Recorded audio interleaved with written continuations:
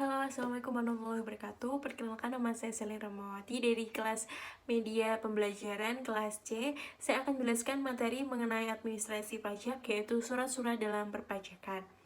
Ini adalah materi dari kelas 11 semester ganjil. Untuk materi dari surat pajak sendiri terbagi menjadi 4, di mana surat-surat dalam pajak yang pertama adalah surat pemberitahuan atau SPT, yang kedua adalah surat tagihan pajak atau STP, yang ketiga adalah surat setoran pajak atau SSP, dan yang keempat adalah surat ketetapan pajak atau SKP. Nah, dalam surat ketetapan pajak sendiri atau SKP sendiri dibagi lagi menjadi 4. Yang pertama adalah surat ketetapan pajak kurang bayar atau SKPKB.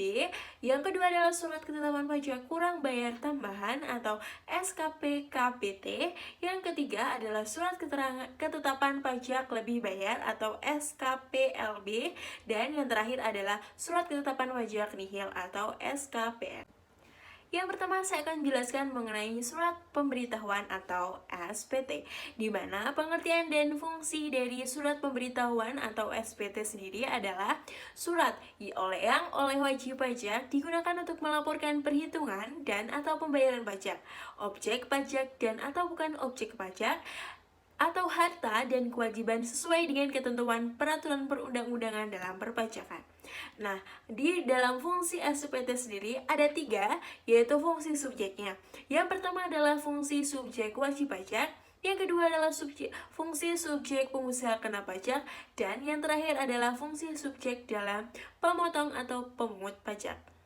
Nah, di dalam SPT sendiri dibagi menjadi 2. Yang pertama adalah SPT masa dan yang kedua adalah SPT tahunan. Di mana SPT tahunan adalah surat pemberitahuan untuk suatu tahun pajak atau bagian tahun dalam pajak. Di mana surat ini biasanya digunakan oleh wajib pajak untuk melaporkan perhitungan dan pembayaran pajak berutang dalam waktu 1 tahun pajak. Nah, yang kedua adalah surat pemberitahuan masa, di mana surat pemberitahuan masa ini digunakan untuk satu masa pajak. Dalam wajib pajak digunakan untuk melaporkan suatu perhitungan atau pembayaran pajak yang terutang dalam suatu masa pajak pada suatu saat. Nah, jenis yang kedua adalah surat tagihan pajak atau STP, di mana surat ini dilakukan untuk melakukan petagihan pajak atau denda sanksi administrasi berupa denda ataupun bunga. Selanjutnya, saya akan menjelaskan mengenai surat setoran dalam pajak atau SSP. Menurut Undang-Undang KUP nomor 28 tahun 2007, surat setoran pajak adalah bukti pembayaran atau penyetoran pajak yang telah dilakukan dengan menggunakan formulir atau telah dilakukan dengan cara lain ke kas negara melalui tempat pembayaran yang ditunjuk oleh Menteri Keuangan. Dalam fungsinya, SSP ini adalah sebagai bukti pembayaran pajak apabila telah disahkan oleh pejabat kantor penerima pembayaran yang berwenang, atau apabila telah mendapatkan validasi, tempat pembayaran dan penyetoran pajak adalah kantor pos dan bank yang telah ditunjukkan oleh Menteri Keuangan. Nah, bentuk-bentuk dari SSP atau surat setoran pajak yang pertama adalah surat setoran pajak standar, yang kedua adalah surat setoran pajak khusus, yang ketiga adalah surat setoran pajak, cukai, dan pajak dalam rangka impor atau SSPCP. Dan yang terakhir adalah surat setoran cukai atas barang kena cukai dan PPN hasil tembakau buatan dalam negeri atau disingkat dengan SSCP.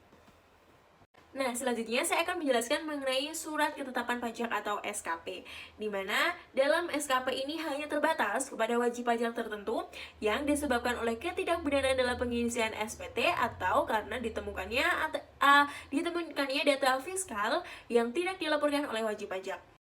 Namun adanya surat ketetapan pajak ini berfungsi sebagai yang pertama adalah sarana koreksi fiskal terhadap wajib pajak tertentu yang nyata-nyata atau benar hasil pemeriksaannya tidak memenuhi kewajiban formal dan atau kewajiban material dalam memenuhi ketentuan perpajakan. Yang kedua adalah sebagai sarana untuk administrasi. Yang ketiga adalah untuk memberitahukan jumlah pajak yang terutang, mengenakan sanksi administrasi perpajakan, administrasi penagihan, mengembalikan kelebihan pajak dalam hal lebih bayar, seperti itu. Nah, di dalam SKP ada beberapa macam. Yang pertama adalah surat ketetapan pajak kurang bayar atau SKPKB. Ini diterbitkan apabila di kemudian hari ternyata ada hal baru yang diketahui atau hal yang belum terungkap pada diterbitkannya surat ketetapan rampung. Nah, di dalam SKPKB ini ada fungsinya. Yang pertama adalah sebagai koreksi atas jumlah pajak terutang. Yang kedua adalah sebagai alat atau sarana untuk mengenakan sanksi. Yang ketiga adalah sebagai alat atau sarana untuk menagih pajak. Macam yang kedua adalah surat ketetapan pajak kurang bayar tambahan atau SKP-KBT. Ini diterbitkan sehubungan dengan pemungutan pajak sebagai contoh pajak yang dipotong oleh pemberi kerja. Di dalam SKP-KBT ini adalah sebagai alat untuk mengoreksi ketetapan pajak sebelumnya, alat dan sarana untuk menagih pajak serta mengenakan sanksi. Nah, jenis yang ketiga adalah surat ketetapan pajak lebih bayar atau SKPLB, di mana surat ini yang menentukan jumlah kelebihan pembayaran pajak lebih besar daripada pajak yang terutang atau seharusnya tidak terutang. Dalam fungsinya, SKPLB ini adalah sebagai sarana atau alat untuk mengembalikan kelebihan pembayaran pajak yang telah dilakukan oleh wajib pajak. Nah, jenis yang SKP yang terakhir.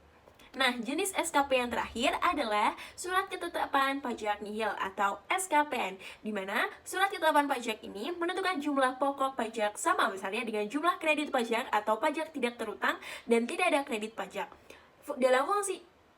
Dalam fungsinya, SKPN sebagai alat pemberitahuan kepada wajib pajak bahwa jumlah yang dibayarkan sama besarnya dengan jumlah yang terutang. Sekian penjelasan mengenai surat-surat dalam perpajakan dalam materi administrasi perpajakan. Sekian dan terima kasih. Wassalamualaikum warahmatullahi wabarakatuh.